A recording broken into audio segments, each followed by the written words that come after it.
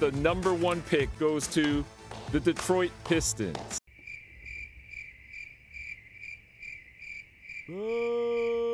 Pistons fans rejoice. You have won the lottery, won the first pick in the 2021 NBA draft, the first time Detroit has had the first pick since Hall of Famer Bob Lanier.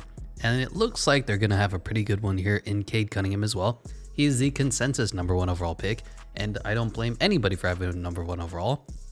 My only disclaimer, my only concern is that they did draft Killian Hayes just last year.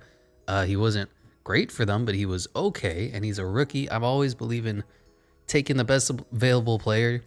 But in this case, I have Cade Cunningham and Jalen Green in their own separate tiers at the top of the draft. Then I have another tier down for Evan Mobley, Jalen Suggs, and Scotty Barnes. And then I have another tier for everybody else that I'm looking forward to scouting down the road. So honestly, if the Pistons take Jalen Green #2 overall or #1 overall and let Cade Cunningham go second, I wouldn't hate that. I think Jalen Green has a higher upside than Cade Cunningham. Cade Cunningham is so limited by his lack of athletic freakness that comes in a Jalen Green. Jalen's hops are insane. His shot is good and only getting better because he's still the equal age of a freshman, and Cade Cunningham isn't going to be able to get a better vertical. He's not going to be able to jump any higher than what he already does. He's basically reached his physical potential. That said, his NBA readiness, his shots, his passing is already better, light years better than Jalen Green. So that's why he's consensus #1 overall. He has no holes in his game. He's a very competent player. I guess he's going to go #1 overall. I would think hard about taking Jalen Green #1 overall if I was the Detroit Pistons, but we're going to give them the consensus #1 overall pick, Cade Cunningham. And that leaves to #2 overall, the Houston Rockets taking Jalen Green, my pick. Now, the only question is, how is this going to work with John Wall, with Eric Gordon, and with Strip Club himself, Kevin Porter Jr.? Is he even going to come back on the team? Kevin Porter Jr., I don't know what his status is. He's too short to be a 3. Would that mean Jalen Green will play the 3? Does it even matter? We're in positionless NBA anyway. So Jalen Green's going to go #2 overall. That leaves #3, the Cleveland Cavaliers, with an interesting spot. And I have a surprise pick here. I have Scotty Barnes as my 3rd overall pick, my 3rd best player on my board. I have him in the same tier as Evan Mobley and Jalen Suggs, but I just believe his potential is higher. I think he can be a baby Giannis. Everybody's comparing him to Draymond Green, but he's freakishly athletic. He's stupid long. He's Giannis freaky levels of long. He looks like a damn Harlem Globetrotter when he's on the court with the other players. I think he's going to have an incredible future, and the Cleveland Cavaliers already have a point guard. They already have his shooting guard. They're trying to figure out what they're going to do with Sexland. They have a center in Jared Allen. They have a bunch of power forwards. Kevin Love is replaceable, don't get me wrong, and the small forward position is wide open. So why not get my favorite small forward, power forward in this draft, Scotty Barnes? Take him at the surprise #3 overall selection, leaving the Raptors, who jumped up to 4 from, I believe, 7. And I think this one's pretty self-explanatory. Kyle Lowry's going to go, but they still have Fred VanVleet. They still have Pascal Siakam. I feel like Evan Mobley's just going to slide right into that open center position. High upside, great potential. He's just going to need a while to develop, and the Raptors are in the rebuilding phase. That leads the Magic, who got screwed a little bit in this draft, to take Jalen Suggs. He's not going to play the point. He's going to play 2 with Cole Anthony playing the 1. They're going to share that responsibility, and I think they're going to make a great front court. Or is it back court? I don't remember anymore. With the #6 overall pick, the Thunder should take, I guess they take Jonathan Kuminga. He's fallen a little too far. He might fall further in some of my drafts boards as I continue drafting. I've only gone down to Keon Johnson in my personal scouting report. So after this, I'm going to be relying on everybody else. I have a ton of second round grades that I can give you, but nobody cares about those kids who at best are going to become role players. All that being said, the Thunder take Jonathan Kuminga, which leaves the Warriors, who kept the Timberwolves pick at #7, to take probably my favorite play in the draft, Davion Mitchell. Natural backup to Steph Curry, great defender, going to work on his offense, and he's an absolute winner, an absolute leader. And who else but the Golden State Warriors have an abundance of great players they're going to be drafting. That leads to #8 with the Orlando Magic, Chicago's pick. Who do they take here? Obviously, the point guard position is set, so they're going to need a scorer. They're going to need a wing guy. And I think it's a toss-up between Jalen Johnson and Keon Johnson. I would take Jalen Johnson because I think Keon Johnson is a little shorter than they list him at in 6'5". He's very light, only about 185 pounds. I think Jalen Johnson gives him a little more length that they're looking for. Which leads us to the number 9 pick. And I kind of wrestle with this one because Sacramento is a dumpster fire, always and forever will be. They do have a good point guard. They might have a power forward, who knows, and Marvin Bagley taken 2nd overall in the same draft that had Luka Doncic, in the same draft that had Trae Young, and here's Marvin Bagley doing nothing. So I figure, how could Sacramento screw this up? Probably by taking Franz Wagner. Why not? Maybe it'll turn out to be a good selection, but I just don't feel like Sacramento can ever draft and develop players. Number 10 overall. Again, in a weird spot, the Pelicans have Zion threatening to leave, so they're almost in win now mood. They have basically every position set. You have Lonzo Ball, if he's going to stay for, are they going to re-sign him? Who knows? They have Nickeil Alexander-Walker, he's a fine too. They have Eric Bledsoe. Is his contract over? I actually don't remember. Where is that motherfucker? Eric Bledsoe, he's got 3 years left. Oof, $16 million. Yikes. So I think Keon Johnson would be a smart play here. But because they're in such a win now mentality to keep Zion, to get him to sign the Supermax, I think they're going to take Corey Kispert. That's what all the mocks have them saying. So that leaves number 11, the Charlotte Hornets, to take Keon Johnson. Natural fit, going to grow and develop great alongside Lonzo Ball. And whatever else is on Charlotte, not much. Which leaves number 12. I feel like this is a perfect pick. Josh Giddey to the Spurs. It just makes too much sense to me. I don't know about you. 13th overall, the Indiana Pacers in basketball purgatory. What do they do with this good but not great roster? TJ Warren, $12 million, 2 years left on his deal. Good, not great. Karis LeVert, $16 million, 3 years on his deal. Good, not great. Miles Turner, $18 million, 3 years on his deal. Good, not great. Domantas Sabonis is great. He's turned into a stud. $20 million, 4 years on his deal. And then Malcolm Brogdon, 33 years, $20 million. So they're just kind of in this weird spot. So I didn't know who to give them. I was scrolling through just trying to figure out what kind of draft pick would be good for them. I didn't like the idea of giving them another power forward. Sabonis is there. Plus, we live in the small ball 5. Miles Turner is almost a backup at this point, and he's always hurt anyway. James Bouknight, I don't know. You already have Malcolm Brogdon. You already have Karis LeVert. You already have Jeremy Lamb. It just doesn't feel good. James Bouknight, Alperen Sengun, a 6'9 center. I don't know. Kai Jones, he's going to take a while to develop. So I figured let's give him the 6'1" point guard out of Auburn, Sharif Cooper. A little bit of a surprise going much earlier than expected. Which leaves number 14, the Golden State Warriors. And I thought they have basically everything. They have a backup point guard now that they took Davion Mitchell. They have Klay Thompson and Jordan Poole. They have Andrew Wiggins and maybe Kelly Oubre Jr. Who knows? They have Draymond Green and what's his name? He's got a funny name. Eric Pascal. They have James Wiseman, and you don't even need a backup center, but they're probably going to re-sign Kevin Looney. They're just so stacked. So who should they pick? Well, Kai Jones is a freak athlete. He's going to grow and develop behind Draymond Green, behind James Wiseman. He's going to turn into their next generation of 5, if or not they trade James Wiseman. Just an absolute monster of an athlete who can turn into somebody great years down the road, and they don't even need him. Take him.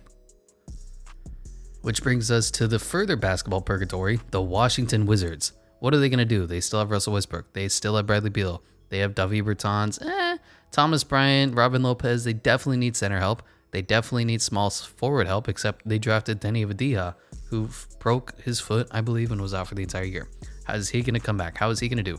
Rui Hachimura is probably perfect for them at the 4 for now, so they need a center. Alperen Sengun is the natural choice. Number 16 overall with this Kemba Walker pick from the Celtics. I mean, the Thunder just have an embarrassment of riches. What do you want? I figured Isaiah Jackson's been sitting here for far too long. The Thunder need basically every position ever, so why not? Which goes to number 17.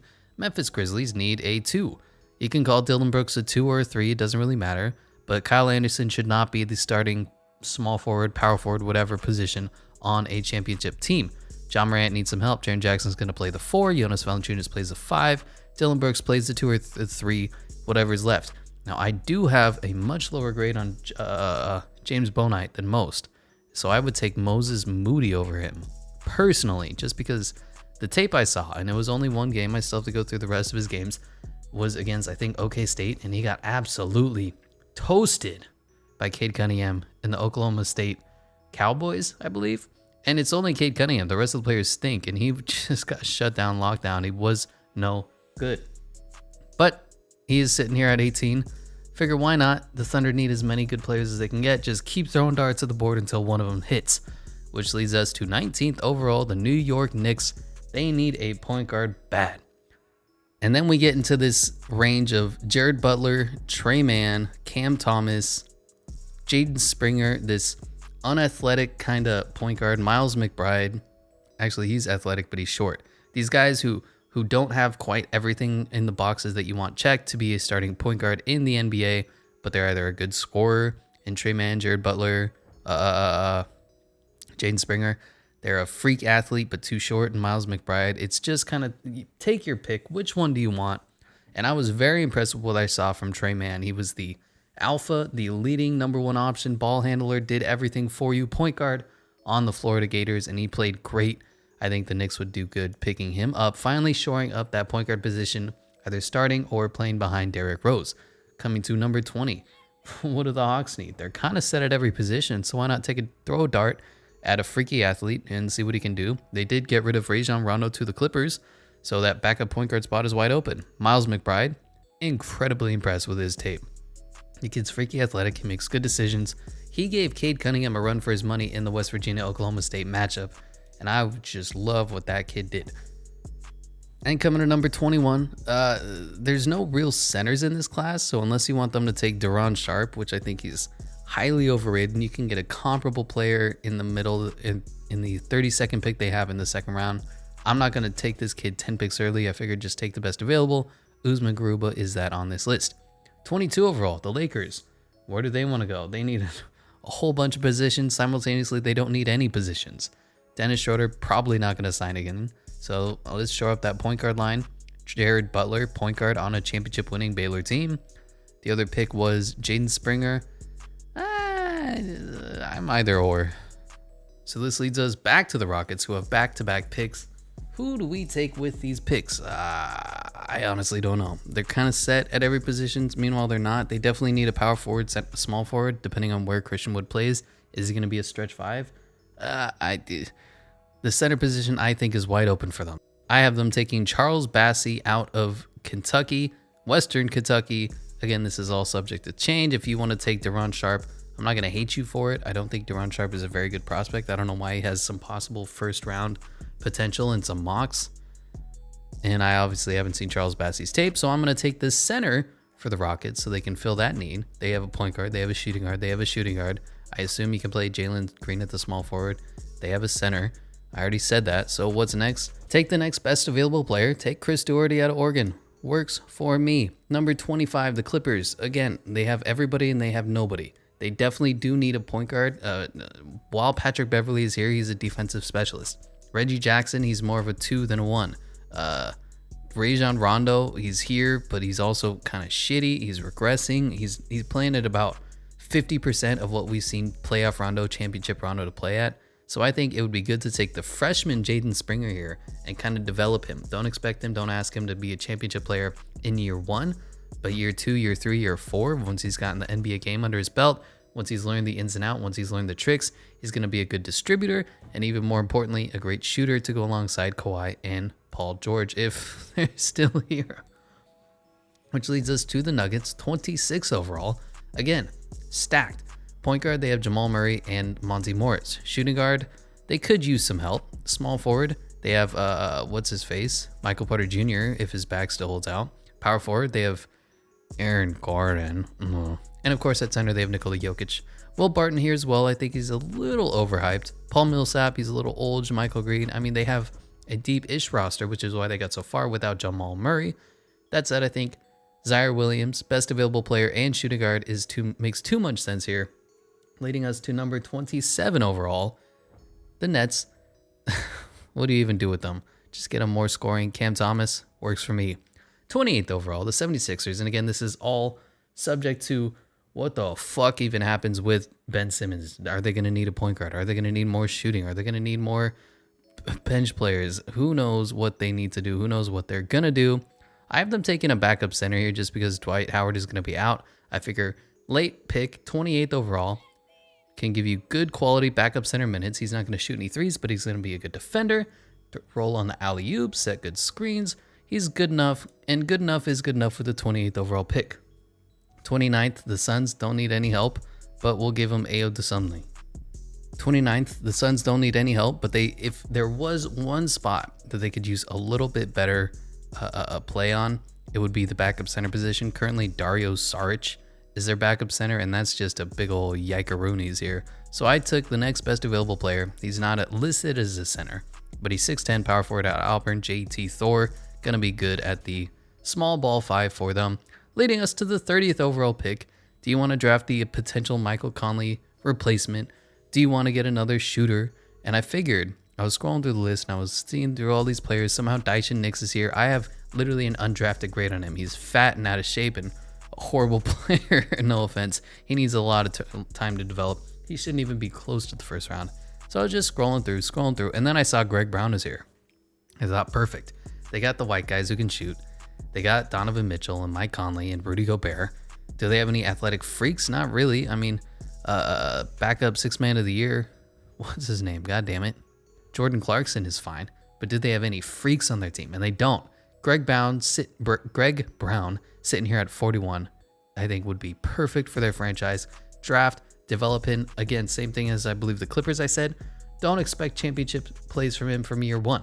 But year 2, year 3, year 4, this kid could be great once you've taught him how to play the game. And these are my selections for my 2021 NBA mock draft. Now that the lottery is set and the Detroit Pistons get the #1 overall pick, I think it might be a little different than what you see from most other NBA scouts because they all pretty much cheat off each other. It's like taking a test in high school. Everybody uses the same sheet. But these are my grades. Let me know what you think. Let me know what you agree with, what you disagree with, and I'll catch you in the next one.